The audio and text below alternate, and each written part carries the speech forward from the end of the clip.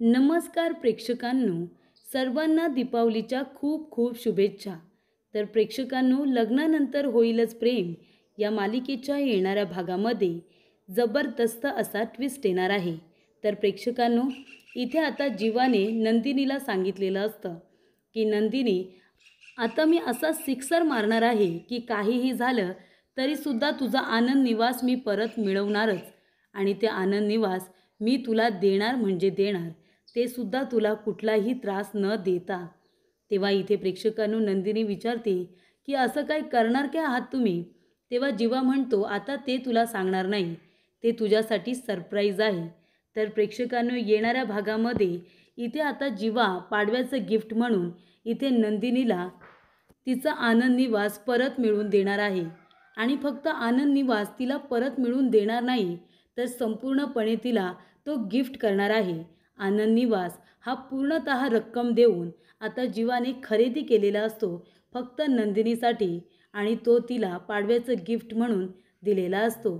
तर प्रेक्षकांनो, येणाऱ्या भागामध्ये अजून एक महत्त्वाची गोष्ट घडणार असते. तर पाडव्याला काव्याने सुद्धा पार्थला एक महत्त्वाचं गिफ्ट दिलेलं असतं, ज्याची पार्थ आतुरतेने वाट बघत असतो. तर पाडव्यानिमित्त इथे आता काव्याने पार्थला प्रेमाची कबुली दिलेली असते. त्याला सांगितलेलं असतं की माझंही तुमच्यावरती तितकंच प्रेम आहे आणि आता तुम्हाला सोडून मी कुठेही जाणार नाही आहे, अशी कबुली इथे काव्याने पार्थला दिलेली असते. तर प्रेक्षकांनो, येणाऱ्या भागामध्ये कशा पद्धतीने या गोष्टी घडत जाणार आहेत, उलगडत जाणार आहेत, आपण सविस्तरपणे बघूया. प्रेक्षकांनो, आपण बघितलं इथे आता जीवाने काहीही केलेलं नसतं, म्हणजे त्याची काही चूक नाही आहे, पण तरीसुद्धा त्याला प्यादं बनवून नंदिनीला त्रास देण्याचा परिपूर्ण प्रयत्न भास्कर आणि वसुरम्या यांनी केलेला असतो. नंदिनीचं आयुष्य, तिचं सर्वस्व म्हणजे तिचा आनंद निवास, आणि त्याच्यासाठी ती दिवस रात्र मेहनत करत असते. पण तो आनंद निवास आता तिच्या हातातून हिरावून घेण्याचा प्रयत्न भास्करने केलेला आहे, आणि त्यासाठी प्यादं बनवलेलं असतं ते म्हणजे जीवाला. त्यामुळे प्रेक्षकांनो, त्या जागेसाठी आता अप्रूव्हल म्हणून जीवाने त्याची सही केलेली असते आणि तिथेच तो फसलेला असतो. त्यामुळे आनंद निवास नंदिनीच्या ताब्यातून पूर्णपणे जाणार असतं. पण प्रेक्षकांनो, इथे आता भास्करने त्याची लिमिट क्रॉस केलेली असते. जेव्हा जीवा त्याच्याबरोबर बोलायला जातो की मी इथे तुमच्याबरोबर आता बोलायला आलो आहे, महत्त्वाचं ते म्हणजे काहीही झालं तरीसुद्धा तुम्ही तुमच्या इगोपायी एखाद्याचं स्वप्न हिरावून घेऊ नका.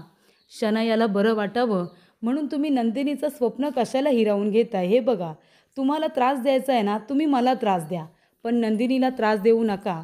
तिला तिचा आनंद निवास परत करून टाका. तेव्हा प्रेक्षकांनो, इथे आता भास्कर काका म्हणतात, अरे तुझ्याकडे काय आहे काय तुला त्रास द्यायला? तुझ्याकडे काहीही नाही आहे. वडिलांच्या पैशांवरती उड्या मारणारा माकड आहेस तू, असं इकडे आता सांगितलेलं असतं. त्यामुळे प्रेक्षकांनो, जीवाला खूप राग येतो, पण तरीसुद्धा तो सगळे हे सहन करतो फक्त आनंद निवास परत मिळवण्यासाठी. त्याच्यामध्ये तो अजून एक चुकीची गोष्ट करतो. तो म्हणतो की तू एक काम कर, पार्थला सांग त्याच्या बायकोला डिवोर्स द्यायला आणि माझ्या शनयाबरोबर लग्न करायला. तेव्हा इथे जीवा म्हणतो, पण बारदादा असं का करेल? तो त्याच्या बायकोला कधीच सोडणार नाही, त्याचं लग्न झालं आहे, तो तुमच्या शनयाबरोबर लग्न का करेल? तेव्हा प्रेक्षकांनो, इथे आता जीवा म्हणतो की तुम्ही दुसरं काहीतरी करायला सांगा ना. तेव्हा इथे भास्कर काका म्हणतात, ठीक आहे, मग तू तुझ्या बायकोला आपल्या इन्व्हेस्टरकडे जायला सांग आणि त्यांना खुश करायला सांग, तेव्हा मी बघेन आनंद निवास परत करायचं की नाही ते. तेव्हा इथे जीवाला इतका राग येतो की भास्करची आता धुलाई करतो. त्यामुळे प्रेक्षकांनो, इथे भास्करला मारल्यानंतर तो नंदिनीला फोन करून सांगतो की जीवाने माझ्यावरती हात उगारला म्हणून, आणि आता जे तुम्हाला 15 दिवस दिले होते त्यातले फक्त मी 7 दिवस तुम्हाला देणार आहे, असं म्हणून त्याने 7 दिवस आता कमी केलेले असतात, आणि 15 दिवसातला 1 दिवस तर निघूनच गेलेला असतो.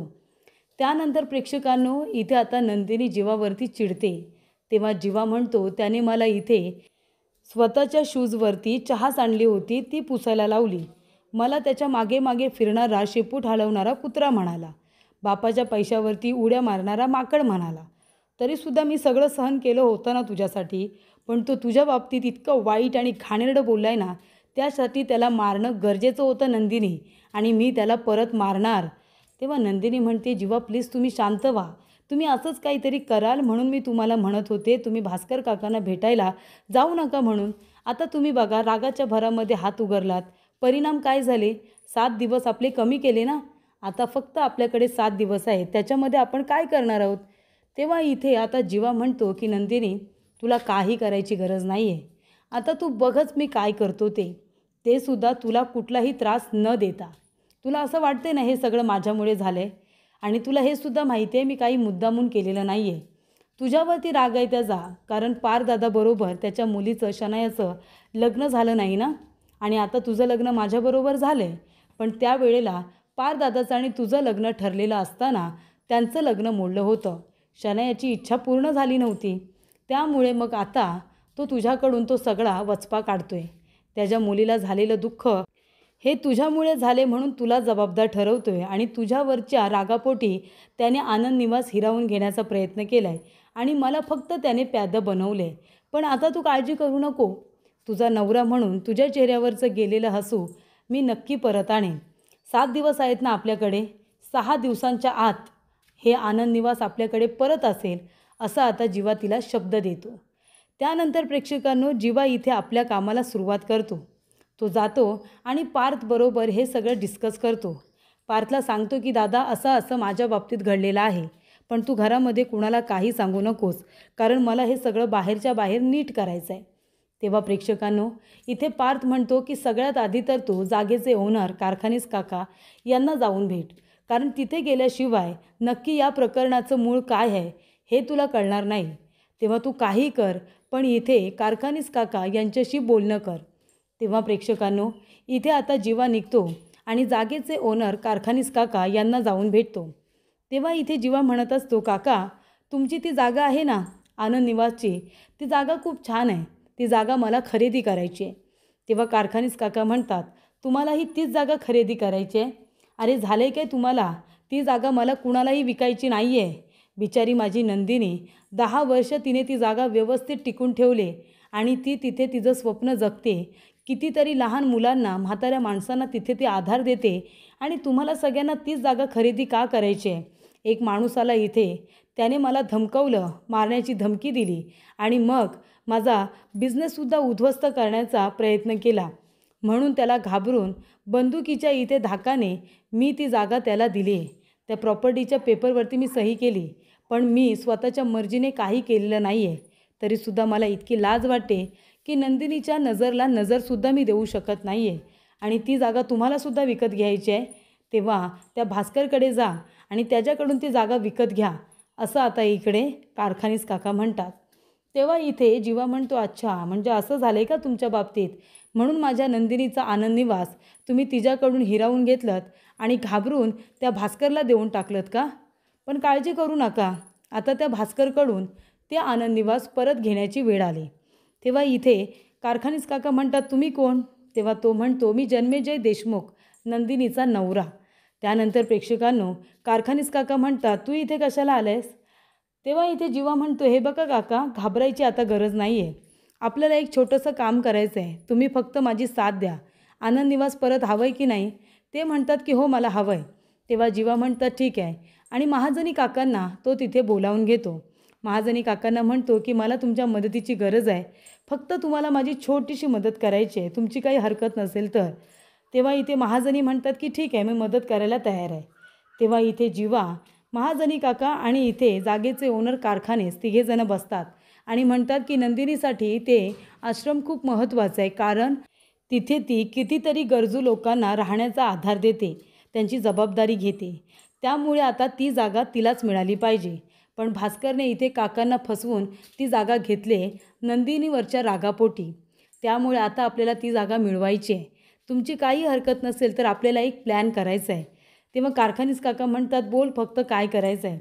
तेव्हा इथे जीवा म्हणतो, तुम्ही आनंद निवासच्या प्रॉपर्टीचे पेपर पुन्हा तयार करा आणि महाजनी काका यांना ती जागा तुम्ही आधीच विकले असं तुम्ही सांगा, पण यांनी जबरदस्तीने ती जागा तुमच्याकडून हिरावून घेण्याचा प्रयत्न केला असं तुम्ही आता पोलीस स्टेशनला सांगायचं. आपण केस करायची त्यांच्यावरती आणि तुम्ही ही जागा यांना विकले असे पेपर तयार करा. तुमचे पेपर कुठेही जाणार नाही, तुम्ही अजिबात काळजी करू नका.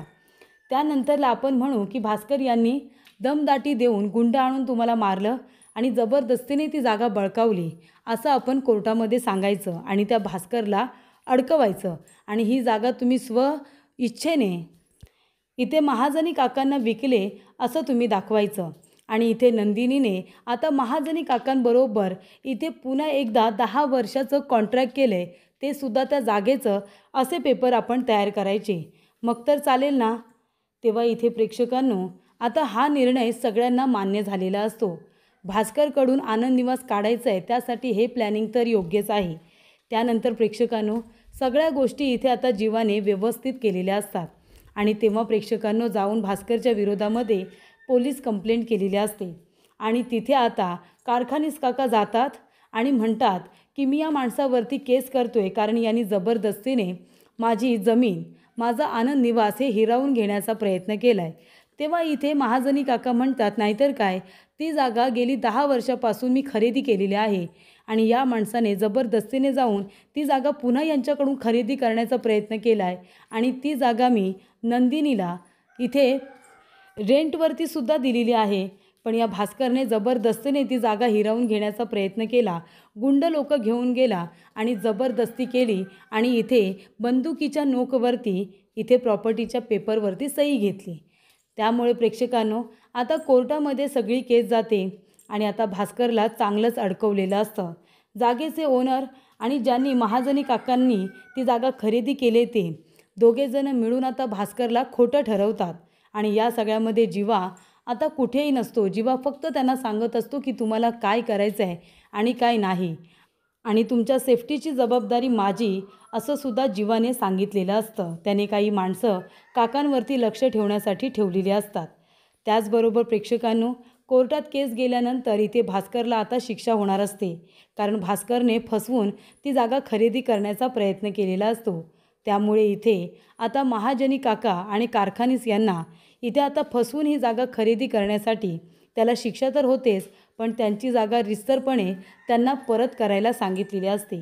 तर अशा रीतीने प्रेक्षकांनो इथे आता महाजनी, कारखानीस काका आणि जीवा तिघेजण एकत्र येऊन आनंद निवास वाचवतात आणि इथे जीवा आता कायद्याने ते पेपर घेतो आणि म्हणतो की काका, भास्करने तुम्हाला जी काही रक्कम दिली ती रक्कम मी तुम्हाला देतो आणि हे आश्रम आहे ना ते तुम्ही नंदिनीच्या नावावरती करा रितसरपणे असं जीवाने सांगितलेलं असतं. जीवा इथे आपल्या वाट्याला आलेली जमीन विकून इथे आता काकांना हवे तेवढे पैसे देतो आणि ती जागा नंदिनीसाठी खरेदी करून तिला पाडव्याला आता गिफ्ट म्हणून आनंद निवास देतो. तेव्हा इथे नंदिनीला खूप जास्त आनंद झालेला असतो. जीवाने नंदिनीसाठी जे काही केलेलं असतं त्यामुळे नंदिनी भारावून जाते आणि इथे जीवाला आता प्रेमाने मिठी मारते. त्यानंतर प्रेक्षकांनो एका बाजूला इथे काव्यासुद्धा आता पार्थला आपल्या प्रेमाची कबुली देणार आहे. तर इथे माननी काकूंना कळतं की काव्याचं पार्थवरती किती प्रेम आहे. त्या माननी काकू जातात, काव्याची बॅग वगैरे भरतात आणि तिला हाताला धरून रूमच्या बाहेर घेऊन येत असतात. काव्या म्हणते, माननी काकू हे काय करताय तुम्ही? हे बघा मी कुठेही जाणार नाही आहे, मी पार्थशिवाय नाही राहू शकत, प्लीज मला तुम्ही घरातून बाहेर काढू नका, मी पार्थशिवाय नाही राहणार. तेव्हा माननी म्हणते, हो मला माहिती आहे, म्हणूनच मी तुला त्या रूममधून बाहेर काढलं होतं ना, पण आता स्वतः मी तुला पुन्हा पारच्या रूममध्ये घेऊन जाते, तू त्याच्या रूममध्ये राहा त्याची बायको म्हणून. मला कळले माझं चुकले काव्या, मी इथे सुनीताच्या बोलण्यावरती विश्वास ठेवून खूप मोठी चूक केली, तुला खूप त्रास दिला ना मी, पण आता नाही, आता मी तुला त्रास देणार नाही आहे. तेव्हा माननी स्वतः काव्याला पारच्या रूममध्ये घेऊन जाते. पार्थला तर खूप जास्त आनंद होतो. त्यानंतर काव्या म्हणते की पार्थने माझ्यासाठी खूप काही केले, त्यामुळे आता माझीसुद्धा जबाबदारी आहे की मी सुद्धा त्यांच्यासाठी काहीतरी केलं पाहिजे. आणि तेव्हा इथे अनिशाने तर काव्याला पार्थच्या प्रेमाची जाणीव करून दिलेलीच असते. तेव्हा इथे पाडव्याला आता पार्थ काव्याला गिफ्ट तर देतोच, पण काव्या म्हणते, पार्थ मलाही तुम्हाला गिफ्ट द्यायचं आहे. आणि ती गुडघ्यावरती बसून आता काव्या पार्थला प्रपोज करते आणि ती म्हणते की माझा बायको म्हणून स्वीकार कराल का? तेव्हा इथे पार्थला खूप आनंद होतो जेव्हा काव्या त्याला आय लव्ह यू म्हणते आणि त्याचा नवरा म्हणून मनापासून स्वीकार करते. तेव्हा इथे पार्थला सगळ्यात जास्त आनंद झालेला असतो. तर अशा रीतीने इथे काव्याने सुद्धा पाडव्याचं गिफ्ट म्हणून इथे आता पार्थला आपल्या प्रेमाची कबुली दिलेली असते आणि जीवानी नंदिनीला तिचं आनंद निवास आता पाडव्याचं गिफ्ट म्हणून दिलेलं असतं.